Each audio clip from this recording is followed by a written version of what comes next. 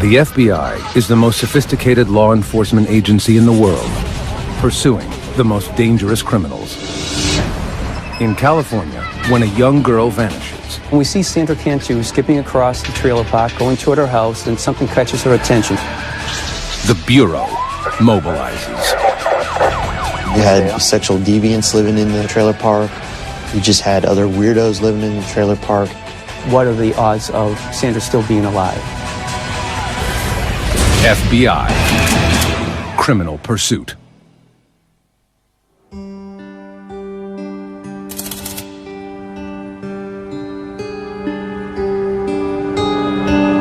March 27th, 2009. In the blue-collar town of Tracy, California, 8-year-old Sandra Cantu heads home after school. The second grader makes her usual afternoon rounds, knocking on doors and looking for playmates in her mobile home park.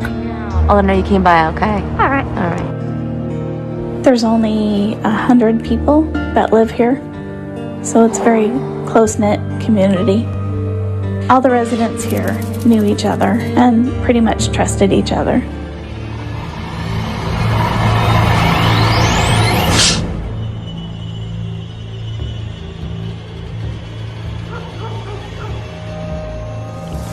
Hours pass, and Sandra doesn't come home for supper. Her mother, Maria, worries.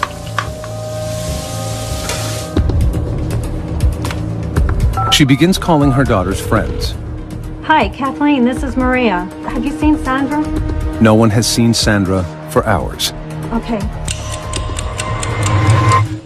Maria always told the kids not to go outside the trailer park, and the kids never did. So when she went looking for her and couldn't find her, she knew something was wrong. Just before 8 p.m., Maria calls the Tracy Police Department. Tracy, please. Well, I have a missing daughter. Okay, how old is she? She's 8. When's the last time you saw her? Oh, it was about 3. She told me she was going over to this one girl to play, and she hasn't been home. And I went looking all over. There's a 72% chance of finding a missing child in the first several hours. After that, every hour that passes, it drops off.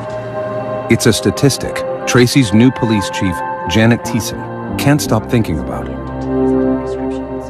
Though she's been with Tracy PD for less than 2 months, the chief is a veteran of law enforcement, and she's afraid for Sandra's life.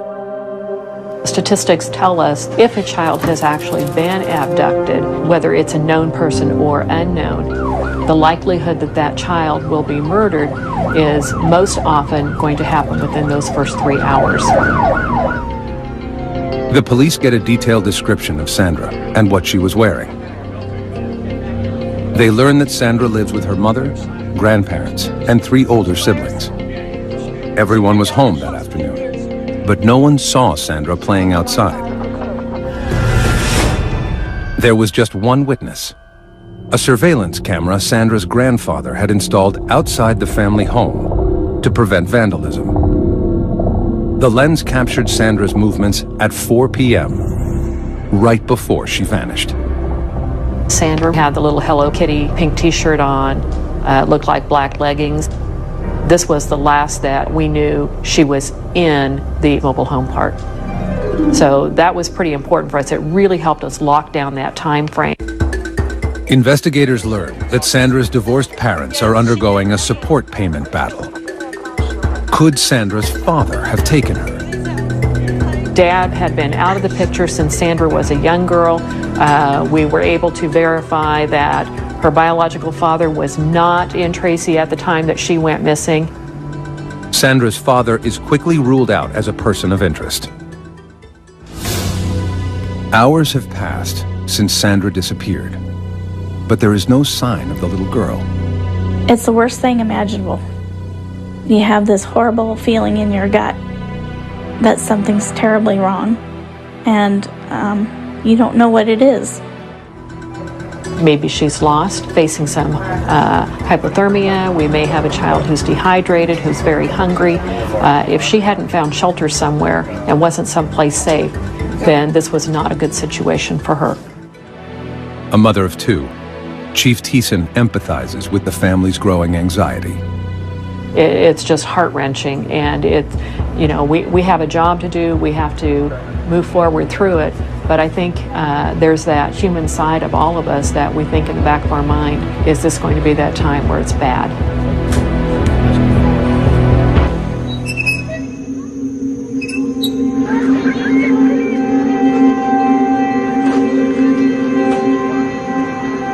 As dawn breaks, volunteers canvass the neighborhood, desperately searching for Sandra. We had a helicopter unit out. We were using a flare unit to check for heat sensors in the area that we were flying over. We also were going door to door, asking people in the area, checking with some of the businesses, had they seen this little girl? We were coming up with nothing. Sandra, it just seemed, had literally disappeared. With no known suspect or vehicle description, Tracy police are stumped. They issue an urgent bulletin on a missing child, which alerts the FBI's Child Abduction Rapid Deployment Unit, or CARD. Comprised of the world's leading experts on child abduction, the CARD unit can mobilize anywhere in the country within 4 hours. Team leader, Special Agent Joseph Brine, and his colleagues rush to Tracy as soon as they get the alert. When we first responded to the Tracy Police Department, one of the first things they asked is, what are the odds of Sandra still being alive? Statistically speaking, 97% of the children who are abducted at this point in time have been murdered. But it's our job to focus both the FBI and the Tracy Police Department on that 3%, because there's a chance that she is alive. For the first time in his 15-year career, Special Agent Brine gets a first-hand look at what is at stake in the video of Sandra's last known moments. To see Sandra was something, as an FBI agent, you don't see on a regular basis. And it was just something that had an emotional impact. The case hits close to home for Special Agent Todd Davis. I had 3 little girls that I raised, and so it's very emotional, particularly when you're trying to find a child.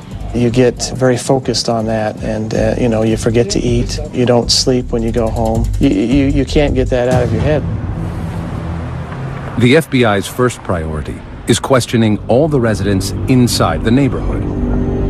They quickly realize that Sandra's popularity makes everyone a suspect. So, how was your day? Good. She talked with everybody. She always asked if she can help with the yard or help cooking. She liked to cook.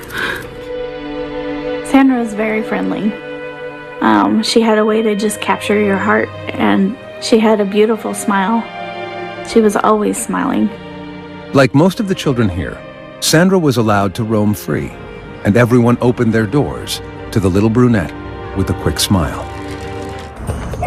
The kids just would go out and play all together, and it's a small place, so we just knew that she'd be safe.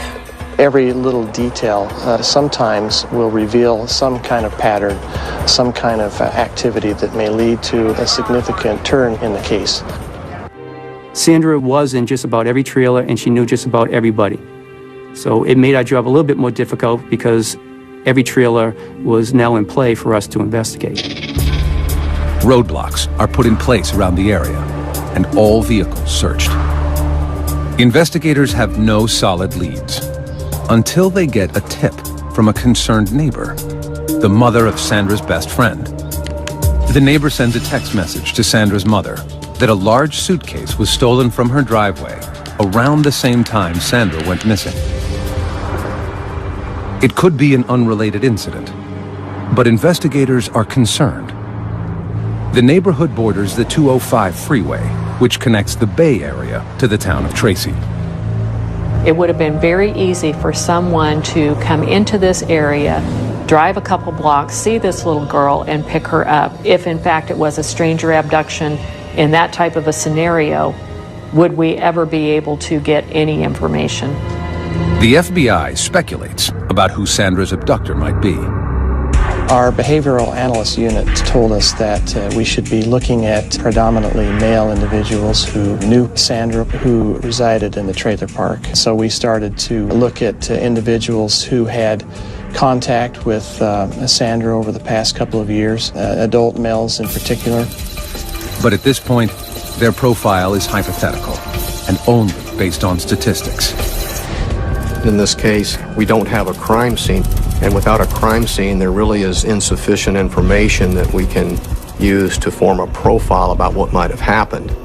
There's one other thing the FBI profilers know is likely: that Sandra's abductor knows her well and is someone close to home. For the most part, we remain fixated on the idea that an offender is going to be familiar with the victim or the victim's neighborhood in some way. Tracy Police Detective Tim Bauer is on the investigative team. He's been to the trailer park on other cases and recognizes Sandra's family. Like everyone else, he can't rest until the girl is found. And this is the type of case that you could not think about even when you're not at work. And you want to be here 24 hours a day yourself looking for the child that's missing. The FBI works with the Tracy PD to quickly put together an emergency operations center. We utilized about 65 FBI agents and about 26 detectives from Tracy PD. You'd have a whole row of people that were managing the tips as they came in off 3 different computers. Every second counts, and investigators want as many people as possible to know about the case. Everything was such a blur. We had been talking to the media to try and get her picture out there so people were aware of her in case they saw her. We wanted our little girl home.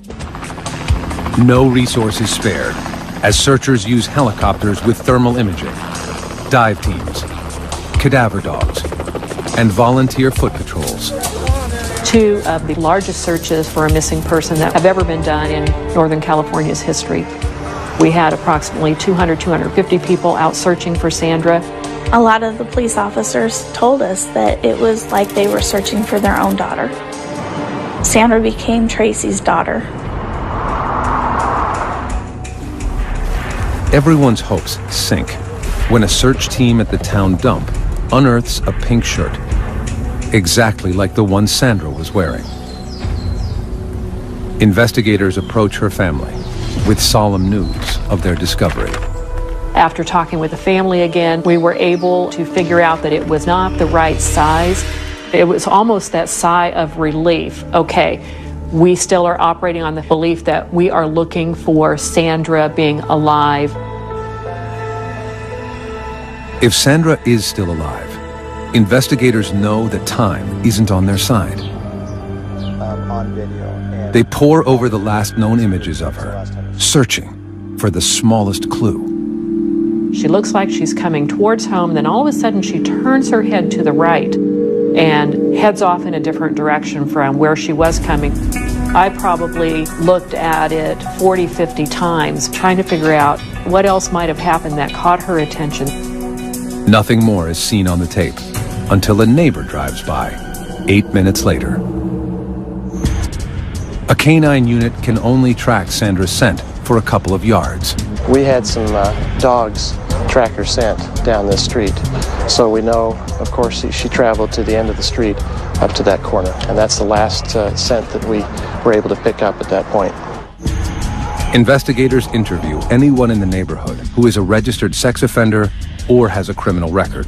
The list of persons of interest is shockingly long. Sunday. You had sexual deviants living in the trailer park, people on probation, parole living in the trailer park. You just had other weirdos living in the trailer park. In this particular situation, we try to emphasize that even though you are looking at registered sex offenders, that statistically speaking, only about 2% are going to be registered sex offenders. Doesn't mean they're not preferential sex offenders. It just means that we haven't caught them the first time and they don't have an arrest record. One person the police want to talk to is a man who 2 years earlier had approached Sandra at the neighborhood pool. This gentleman had brushed Sandra's hair off of her face and kissed her on the lips in the pool. Made us worry. The man admits to the kiss, telling investigators it was harmless affection He has no prior criminal record, but makes a disturbing confession. He told us that he had sexual fantasies about young girls, that his fantasies focused on girls between the ages of 9 and 10. And so that placed him high on our list. But the man isn't the only suspicious person in the park. On the afternoon Sandra went missing, the park manager confronted an unfamiliar ice cream truck driver who was talking to children near Sandra's home. Oh, hey, what do we have here? Can I have a chocolate bar? Sure can. They had a ice cream man that usually does not go to that particular area. Aren't you just a little kid? Was suspicious to some of the people in the neighborhood. And what did we tell you about being in the park? And that was another lead that we had to trace down.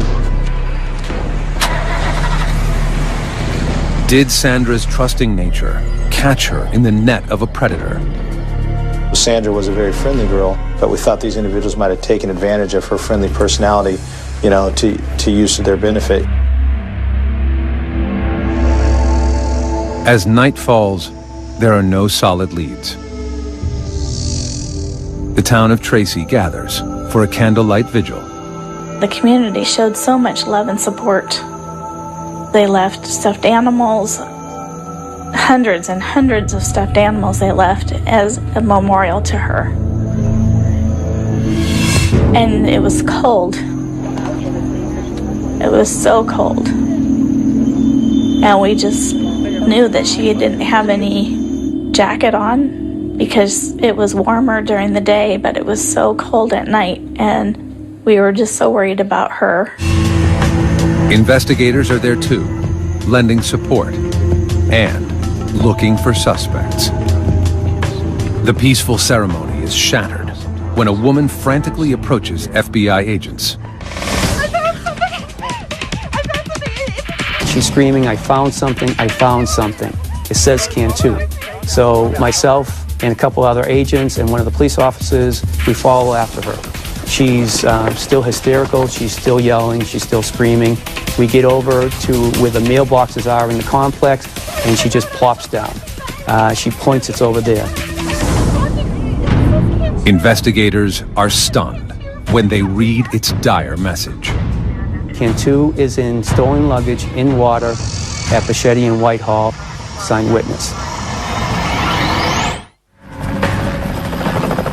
After 2 days of searching, there is no trace of 8-year-old Sandra Cantu.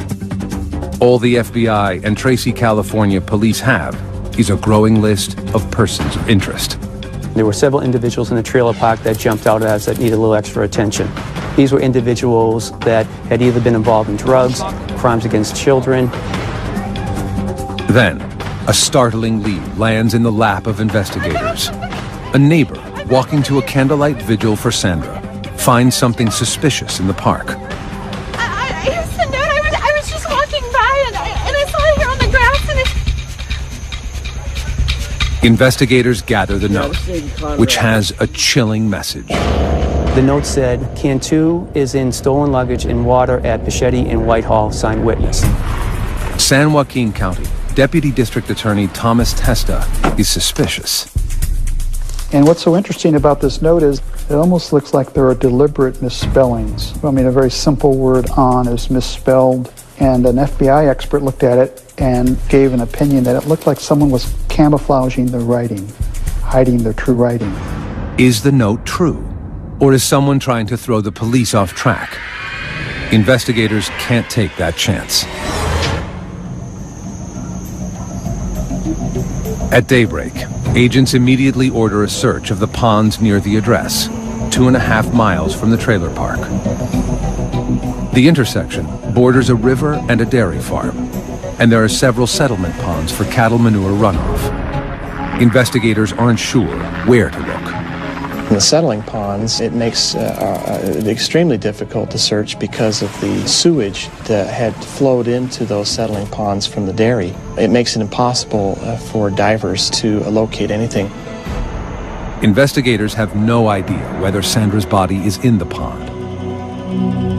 They have a lot of questions and turn to the note's messenger for help. 28-year-old Melissa Huckaby is the same neighbor who reported a suitcase stolen from her driveway the day Sandra went missing. When the agents interviewed Melissa at her trailer, she told them she was especially alarmed when she saw the note referencing that the child had been placed in the suitcase because she said her suitcase was large enough to fit a child in. A friend of the family, Melissa is a single mother raising a 5-year-old in the home of her aging grandparents. Her daughter is Sandra's best friend. Her daughter played with Sandra, and her family was church-going people.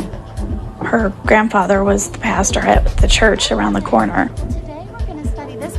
And she was a school teacher there. So as a family, we felt safe having her there. But the agents are suspicious about Melissa's involvement and dig further.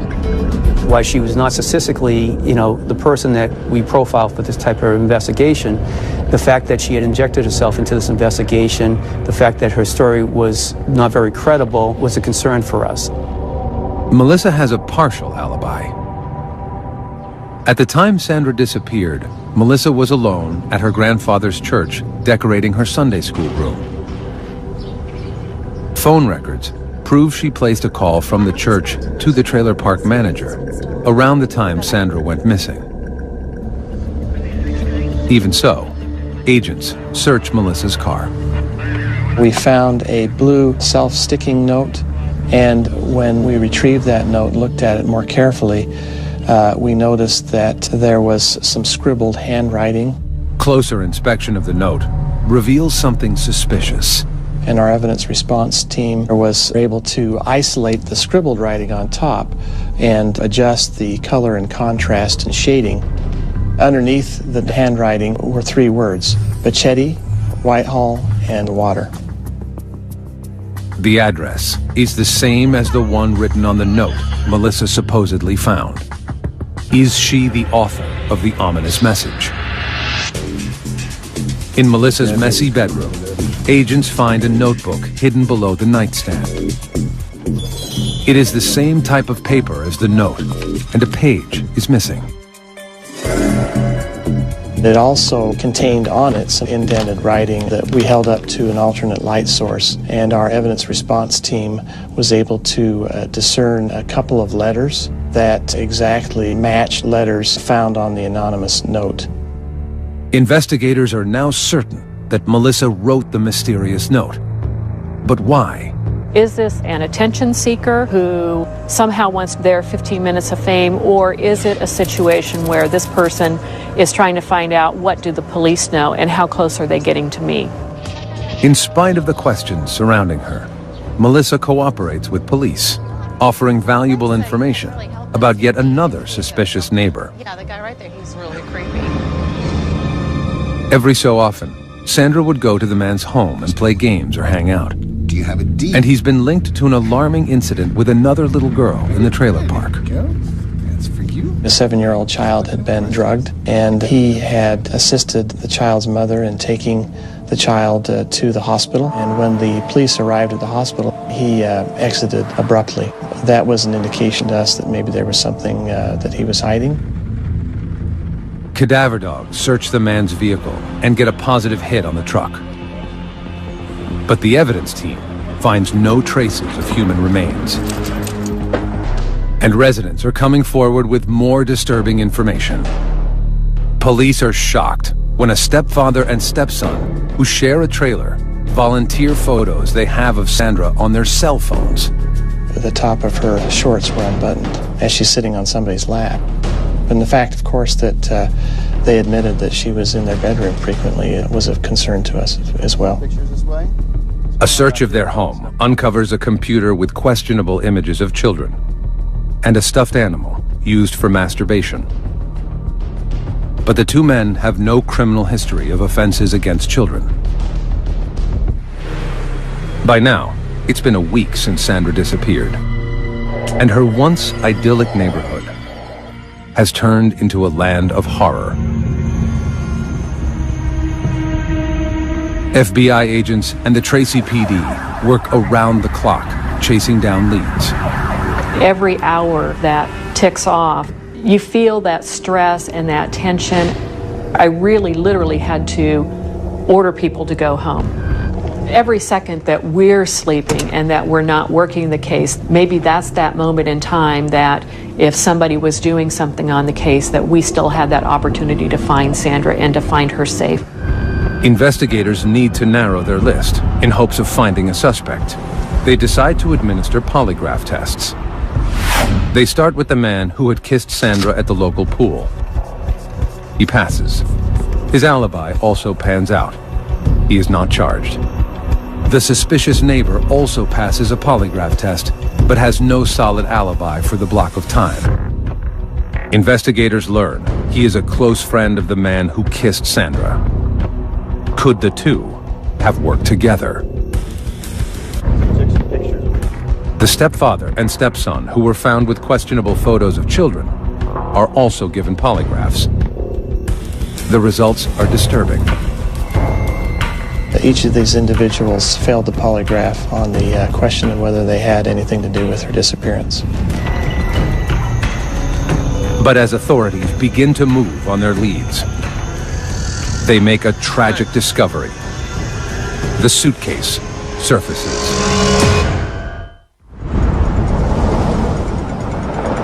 It's been 11 days since 8-year-old Sandra Cantu vanished from her trailer park in Tracy, California. 2.5 miles away, workers at a dairy see a suitcase floating in the water. They call the sheriff, who rushes to the scene with Tracy PD and the FBI. Is she in there? We wanted to know, but at the same time, we didn't want to open at the scene, obviously, because we want to protect the integrity of what's inside. Hairs and fibers, other pieces of evidence that can link us to who did this, if this is actually Sandra in the suitcase. The suitcase does not have any identifying marks, but the zippers are tied together with a thin white string. Standing knee-deep in sewage, the evidence team lifts the suitcase and places it in a body bag. Immediately, the one thing you noticed was the weight of the suitcase. There was definitely something inside the suitcase. As we start to carry the body bag out, all of a sudden you could smell the smell of death. Investigators deliver the bag to the San Joaquin County Medical Examiner. He carefully cuts the white cord on the zipper and opens the case. Inside is a young girl, curled into the fetal position. Dental records and her clothing confirm what investigators don't want to hear. It is Sandra Cantu. It's devastating. You know, we lived up to this moment that she's still alive. We gotta find her. She's still alive. We can find her. We can find her. And then at this point, we can't. The only thing we can do to help her now is by finding out who did this. Sandra's body is fully clothed, in the same outfit she was wearing when she disappeared. Toxicology reports reveal she was drugged with benzodiazepine, a powerful sedative. There are no obvious injuries on Sandra's body. No scratches, bruises, or cuts, except a small scrape on the inside of her bottom lip. The coroner determines that she was sedated, then smothered, before being put in the pond. And there's something else. The doctor determined that she had been sexually assaulted, and at first was kind of confused because of the angle that had been used for the sexual assault, and kind of determined that it had been with a foreign object. After assaulting her, Sandra's killer completely redressed her body. What it suggests to me is that this was an individual who knew Sandra and perhaps may have felt remorse and wanted Sandra to be presentable. Special Agent Marcus Knudsen stays with Sandra's body as she is taken for x-rays and then to the morgue. Knudsen, himself a father of a young girl, can't bear to leave Sandra alone in the dark again. It hurts because this is a young girl. She had everything going for her. You know, why? Why take the life of a young girl? The case is now officially a murder investigation. But before authorities can begin, Chief Thiessen has the painful task of informing Sandra's family. It's so hard when you see something that's happened to a young child There's no easy way to tell somebody that your child is dead. It's news Sandra's family is not prepared to hear. When they came to tell us that they found Sandra, the most primal screams that you can imagine, and wailing and disbelief, and just not wanting it to be true. To me, she was a beautiful baby.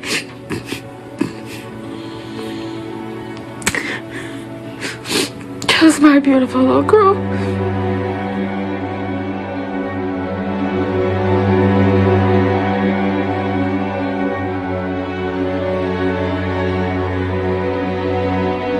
Once I had delivered the messages, I needed to have a few moments just by myself. This was just so highly charged. I had to take a few minutes, and I'm sure that there were a few tears that escaped. And then it's back to take that deep breath and back to the job at hand. Now we had a killer to find. Authorities know the killer is on the loose and could strike again. And the messenger of the note, Melissa Huckaby, is now their prime suspect. Now that we found the body described in the note and the type of suitcase matched the suitcase that had been supposedly stolen from Melissa's trailer on that day, that certainly pointed in her direction. Investigators want to polygraph Melissa, but they can't. Melissa is in the hospital after attempting suicide by swallowing razor blades. Agents don't know what to make of her erratic behavior, but they do know that something is up. The signs of swallowing the razor blades, the note, I don't know if it was guilt or just wanting to get attention, but she wanted someone to come talk to her about Sandra Cantu by all of her acts that she did. Investigators begin gathering evidence against Melissa Huckaby. They question her family and learn that Melissa has a dark side. 3 months earlier, she pled no contest to petty theft charges for stealing from a department store. 2 years before that, in her prior home in La Palma, California, there were 2 mysterious arson fires. Though Melissa was a person of interest, charges had not been filed. Melissa was mentally unstable and medicating herself for relief. She was bipolar, depressive, had high anxiety. She was dependent on drugs to deal with her emotional situations, frequently overdosed on those drugs. Only 3 months before Sandra vanished, a parent in the trailer park accused Huckaby of taking her child to a local park without permission. When Melissa brought her home, Hey, sweetie, I have some special juice for you. the girl acted strange. Drink it up. Her speech was slurred. Don't worry about the smell. It's really She was unable to control her muscles, kept falling down, and was drowsy. The girl's mother and her boyfriend rushed the child to the hospital. Tests revealed benzodiazepine in her bloodstream. Melissa denied harming the girl, and charges were not filed at that time. Agents hope that this time, Melissa won't be so lucky. They get a break when a local Marine is able to place Melissa where the body was found. We located a witness who lived on Whitehall Road who was heading to a restaurant to eat that evening with his wife. And he noticed an SUV, a small SUV that was parked facing west on the north side of the road with the car door open. The couple stopped to check it out. Then, Melissa emerged from the ditch. Basically, they saw her coming up from the pond. They engaged her in conversation and were able to provide the exact time this was based on where they had eaten that night for dinner. They described her to a T. They described her vehicle to a T. The timeline fits, but it's only circumstantial evidence. And investigators need irrefutable physical evidence. They get a warrant to search Melissa's grandfather's church. We conducted a search of the church looking for any cordage that would match the description of the cordage we found on the suitcase. and we found a blind in the Sunday school room used by Melissa that had been cut and retied. Investigators are also looking for the object Melissa allegedly used to sexually assault Sandra. We covered the church head and toe with alternate light source, looking for bodily fluids and blood. In the kitchen, they find a bent rolling pin. And the rolling pin had one side that had a red smudge on it. So they collected it with gloves, of course, put it in a bag, and tried to find fingerprints on it, and collected that smudge. Now, agents have to wait for the crime lab to do its work. They want the case to be rock solid before they make an arrest. They won't have that luxury. 5 days after entering the hospital, Melissa Huckaby is released. Her daughter and grandparents have left town, and her house is empty. Police wiretap Melissa's phone. The next day, they hear a phone call that stops them in their tracks. She asked for Sandra's sister to come down and play with her daughter. Hey, Maria. Yeah, I was wondering if your daughter could come over and play with mine. Clearly, the concern for the Tracy Police Department and the FBI was that Melissa Huckaby was now asking this girl to come down so she could kill this young girl, just like she had killed Sandra.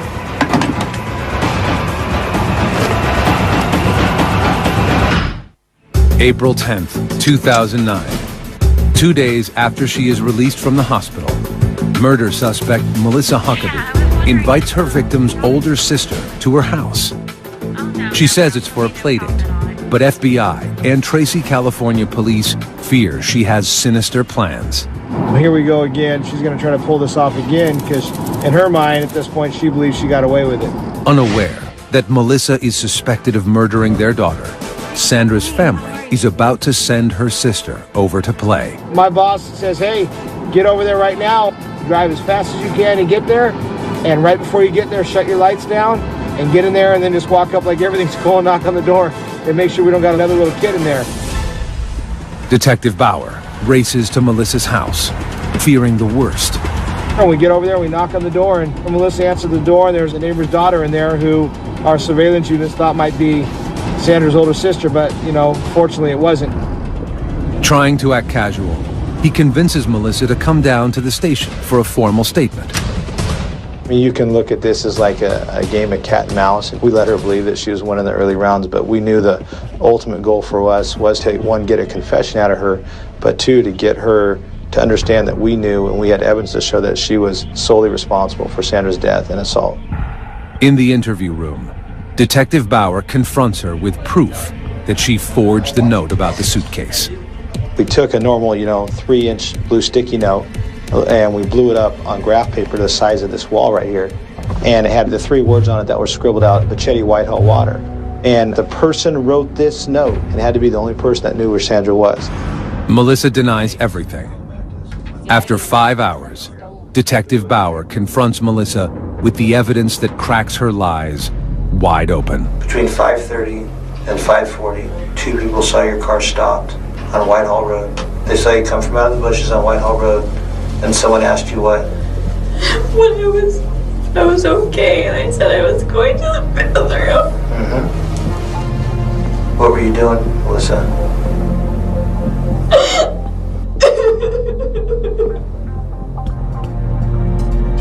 It was an accident. I told you it was an accident. I know it was. Accidents happen. Kill her. You just died.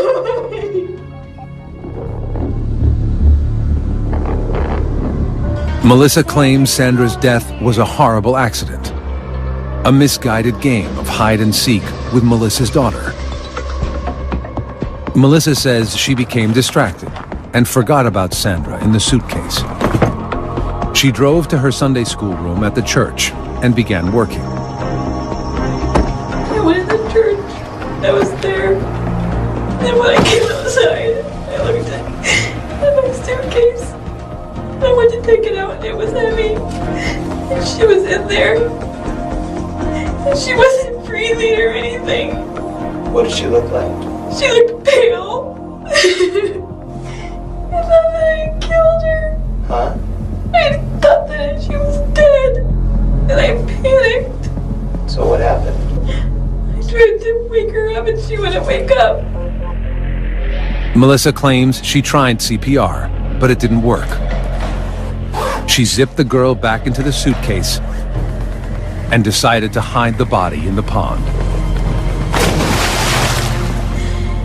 She was dead, and I killed her. I didn't want anybody to think that I had killed her, but I didn't know what else to do. Melissa denies sexually assaulting the little girl, but her partial confession is enough for Tracy PD to arrest her for the murder of Sandra Cantu. Investigators tell Sandra's family the stunning news. We felt very betrayed to know that it was Sandra's friend's mother who did this. Forensic tests on the evidence from Huckaby's home and the church confirm what investigators already know, that Sandra's death was no accident. Reports reveal that the metal rolling pin in the church kitchen contains traces of Sandra's DNA. Sandra had never been in that church, so her DNA should not have been on that. So it was a real powerful piece of evidence. The cord from the blinds in the church are compared to the string on the suitcase. The laboratory came back with a report indicating that that cordage was the same size, color, dimension, and substance as the cordage found on the suitcase. Analysis of Melissa's home computer suggests that Sandra Cantu's murder was coldly premeditated. We found an article detailing the murder of a child, and that child had been murdered by her grandfather and placed in a suitcase, and the suitcase had been thrown in a river. Based on the evidence in this investigation, it appears that this was premeditated, and it was a sad opportunity that presented itself, and she took advantage of it. The forensic evidence is the final piece of the puzzle. Authorities use it to construct a timeline of what happened to Sandra, beginning with the surveillance tape. At 4 p.m., Sandra walked off screen in the direction of Melissa's home. Sandra, come on over here with me. Come here. You want to help me decorate the church? Sure. Okay, come on, let's get in. 8 minutes later, Melissa's car drove by.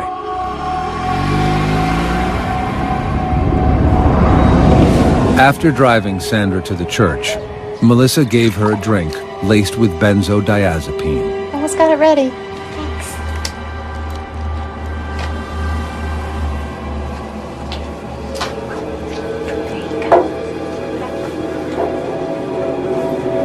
Go ahead, drink it all up.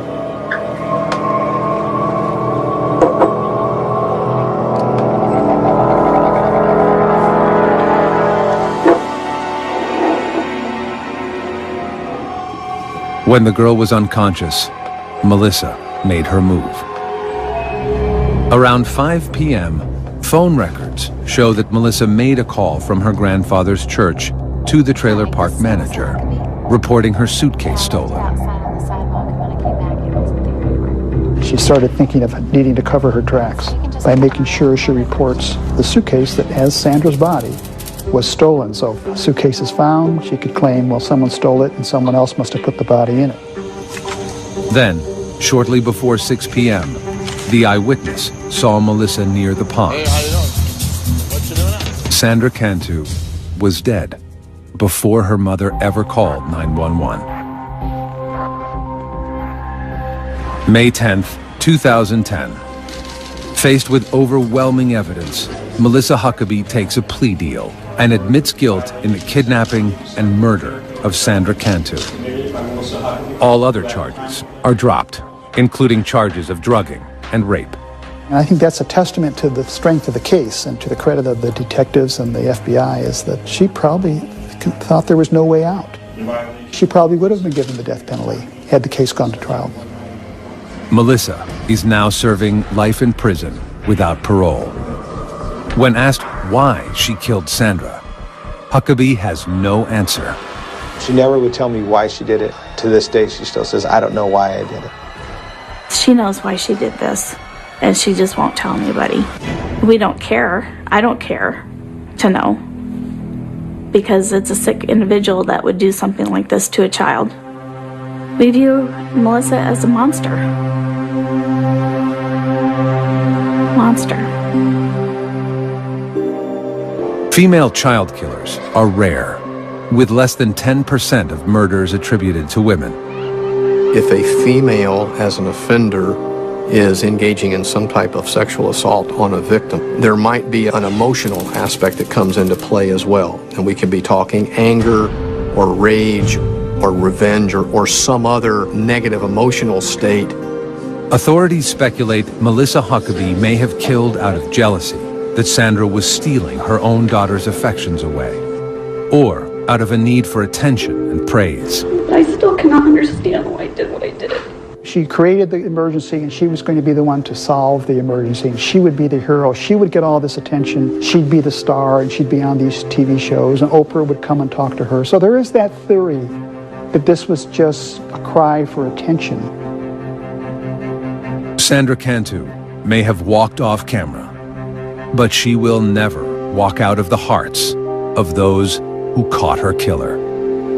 It's a tragedy that someone so little, so cute, had her whole life before, would lose her life. She didn't put herself in harm's way. Evil came and sought her out, and that's a clear tragedy. Our team is still going to hurt over the death of Sandra. You know, you take somebody in the community that you think is, you know, a good person or respected, and they turn out to be like Melissa Huckaby. Yeah, it's hard. It's hard because it could be anybody. Who's the next Melissa Huckaby?